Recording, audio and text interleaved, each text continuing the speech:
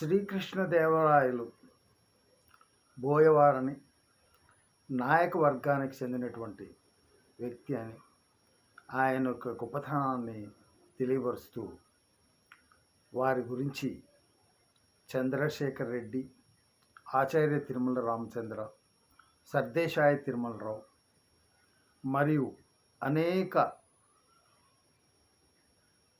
ప్రచురణలు, కైఫియత్తులు, ఇతర దేశాల నుంచి వచ్చినటువంటి సందర్శకులు తెలిపిన విషయాలలో తెలుస్తున్నాయి. అయితే శ్రీకృష్ణదేవరాయలు నరసనాయకరాజు అనేటువంటి ఆయన యొక్క రెండవ లేదా మూడవ భార్య తిరుమలాంబకు జన్మించినవాడు శ్రీకృష్ణదేవరాయలు. శ్రీకృష్ణదేవరాయలు చూడడానికి కొద్దిగా పొట్టిగా, బలిష్టమైనటువంటి శారీరక నిర్మాణంతో, మంచి ముఖ వర్చస్సుతో వర్ధిల్లేవాడు. ఆయన తన నమ్మిన బంటు గొడుగుపాలుడు కానీ, లేక ఆయన దగ్గర ఉన్నటువంటి నాయకులు అంటే బోయలు, తిరుమల నాయక, విశ్వనాథ నాయక, ఈ విధంగా చుట్టూ పోతే ఆయన వర్గంలో లేక ఆయన సామ్రాజ్య పరిపాలనలో మండలాధికారులు, పాలయ్యగారులు, దళపతులు, మహాతలవరులు, ఈ విధంగా అత్యంత ప్రాముఖ్యత కలిగినటువంటి పదవులలో ఉన్నటువంటి వారు బోయలే. అంతెందుకు ఆయన యొక్క అల్లుడు కూడా బోయవాడే. ఏ తండ్రి కూడా తన కూతురును తన కులస్తుడికే ఇవ్వాలని ఆలోచిస్తారు, కానీ ప్రత్యేకంగా అది ప్రేమ వివాహం అయితే, తల్లిదండ్రులకు తెలవకుండా జరిగిన వివాహం అయితే అది ఎలాగైనా జరగవచ్చు. కానీ శ్రీకృష్ణదేవరాయలు తన అల్లుడైనటువంటి తిరుమల రాయలకు ప్రత్యేకంగా తాను ఎంచుకొని బోయవాడైనటువంటి వాడికే ఇచ్చి వివాహం జరిపాడు. ఇన్ని ఉదాహరణలు మనం తీసుకున్నప్పుడు మరికొందరు యదువంశమని, యదువని, లేకపోతే మరికొందరు ఇంకొక వర్గానికి చెందినవారని, మరొకరు బంటు అనే వర్గానికి చెందినవారని, లేక ఇంకా వాళ్ళ అవసరాలను బట్టి, వాళ్ళకున్నటువంటి పరిజ్ఞానాన్ని బట్టి, వాళ్లకు వాళ్ళ పెద్దలు లేక వారి సలహాదారులు, వారి గురువులు చెప్పినటువంటి మాటలను నమ్మి ఎన్నో కులాల వారు శ్రీకృష్ణదేవరాయలు తమవాడంటే తమవాడని చెప్పుకుంటున్నారు, ఉత్సవాలు నిర్వహిస్తున్నారు. అయినప్పటికీ అది బోయల యొక్క గొప్పతనం కిందే తీసుకోవాలి. చరిత్రను తప్పుదారి పట్టించినటువంటి అనేక మంది రచయితలు, కుహనా మేధావులు పురాణాలనే తప్పుదారి పట్టించి ఎందరినో వారికి అనుకూలముగా మాట్లాడుకుంటూ తమ యొక్క గొప్పతనముగా చెప్పుకుంటూ వచ్చారు.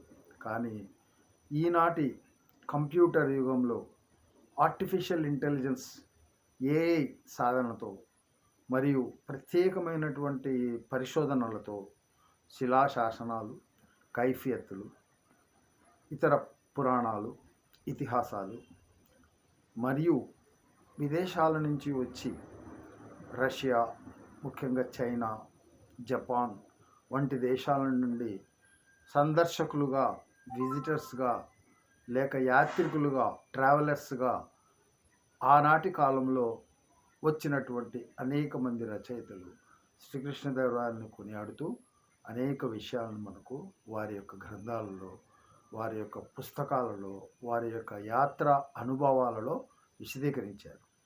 మనకు ఇంత మునుపు నేను తెలిపిన విధంగా ఆచార్య తిరుమల రామచంద్ర గారి యొక్క సతీమణి ఆనెగుంది అనేటువంటి శ్రీకృష్ణదేవరాయల యొక్క ముఖ్య నివాస స్థలం పెనుగొండ తర్వాత ఆయన కుటుంబము ఆనెగుందులోనే స్థిరపడింది. ఇక్కడ మనము గమనించవలసిన విషయం ఏంటంటే, ఆచార్య తిరుమల రామచంద్ర గారు మరియు సర్దేశాయి తిరుమలరావు గారు మరియు చంద్రశేఖర్ రెడ్డి గారు, తరువాత అనేక కైఫియతులలో చదివి తెలుసుకున్న విషయాలను క్రోడీకరిస్తూ శ్రీ గుంతల గారి శ్రీనివాసులు గారు వ్రాసినటువంటి వ్యాసము, ఇలాగా అనేక మనకు ప్రచురణ పొందిన నిజమైనటువంటి ఆధారాలు కలిగిన విషయాలు మన దగ్గర ఉన్నాయి. ఆయన తన సొంత వర్గంలో మొత్తము ఎక్కువ శాతము లేదా బోయలనే తీసుకున్నాడు. ఎందుకంటే ఆయన అదే సామాజిక వర్గానికి చెందినవాడు కాబట్టి. ఆయన రచయితగా ఆముక్త వాలిద రచించినప్పుడు అందులో యదువంశం యొక్క వివరణ ఇచ్చాడు. యదువు అనేటువంటి ఆయన ఈ యయాతికి సంబంధించినటువంటి చంద్రవంశమునకు చెందిన ఒక రాజు. ఆయన తమవాడని ఆయన చెప్పుకున్నాడు. అయితే మూలము యయాతి, చంద్ర వంశము, వారి యొక్క జీవన విధానము, వారి పేర్లు నాయక అని కలిగి ఉండటము, ఇవన్నీ కూడా ఆయన బోయవాడనే నిర్ధారిస్తాయి. కాబట్టి ఇతర వర్గము వారు లేక సామాజిక వర్గము వారు ఎవరైనా సరే వారికి వారు ఆపాదించుకుని చెప్పుకున్నా, బయటకు ఉత్సవాలు నిర్వహించినా వారి దగ్గర ఉత్సాహమే ఉంది కానీ ఆధారం లేదు. తర్వాత కొంతమంది మా గురువు గారు చెప్పారు, లేకపోతే మా తాతగారు చెప్పారు, మా తండ్రి గారు చెప్పారు. చెప్పడం వేరు, ఆధారం ఉండడం వేరు. శ్రీకృష్ణదేవరాయలు వారి విషయంలో ఇప్పటికీ ఉన్నటువంటి ఆయన 10, 11 లేక ఇంకా ఎక్కువ తరము కలిగినటువంటి వంశస్థులు అదే పేరుతో ఆనగుందులో నివసిస్తూ ఉండటం, ప్రస్తుతం వారు బళ్ళారి సమీపాన ఉన్నటువంటి కృష్ణదేవరాయ విశ్వవిద్యాలయంలో బోర్డు మెంబర్గా ఉండటం, వారు వెలువరించిన లేక వారు సంతకం చేసి బోర్డు మెంబర్గా అవ్వడానికి ఆయన వాల్మీకి రిజర్వేషన్ను కోటాలో బేడరా బోయ అయినప్పటికీ, సహజంగా బోయలు లేక బేడర్లు తాము వాల్మీకి మహర్షి యొక్క సంతతి అని లేక వాల్మీకి ఒక జాతికి చెందిన వారమని వాల్మీకులని చెప్పుకుంటారు. ఆ విధంగా వాల్మీకులు అయి కర్ణాటకలో ఉన్నటువంటి రిజర్వేషన్, ఎస్టీ రిజర్వేషన్, ఆటవిక జాతుల రిజర్వేషన్ కోటాలోనే ఆయన కృష్ణదేవరాయ యూనివర్సిటీలో బోర్డు మెంబర్గా, పాలక మెంబర్స్ సహచరులుగా ఉన్నారు. ఇప్పటికీ ఆయన బతికున్నారు, చిరు వయస్కులు.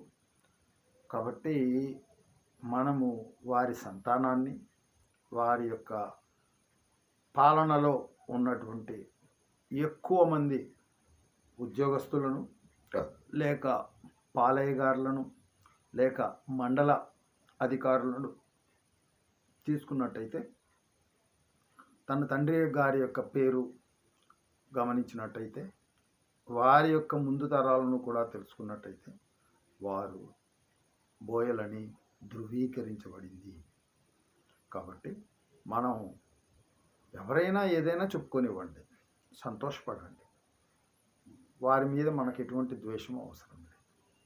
అది కూడా మన గొప్పతనం కిందే కీర్తిద్దాం, దానిని సహృదయతతో స్వీకరిస్తాం.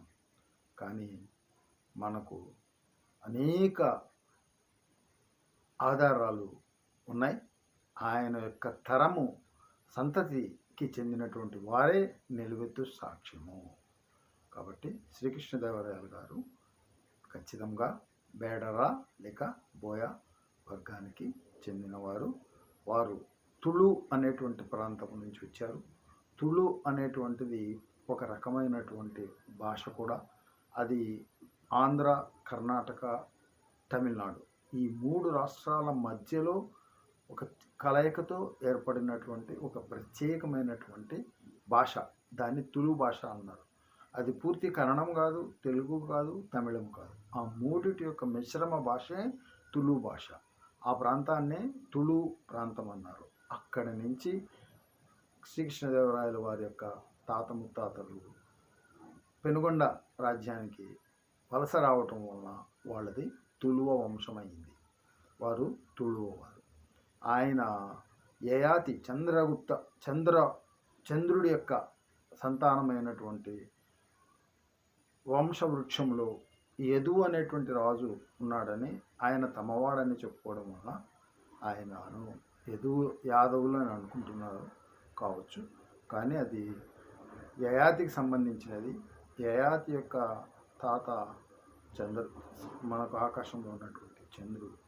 ఆ చంద్రుడుకు కలిగినటువంటి సంతానమే యయాతి. ఆ యయాతి యొక్క 6వ తరము 7వ తరము ఒక తరంలో పుట్టినటువంటి రాజు పేరు యదు. ఆయన పేరుతోనే యదు వంశము అని చెప్పుకున్నారు. కానీ వీరందరూ కూడా బోయలకు చంద్రవంశానికి చెందినవారే. శుభం.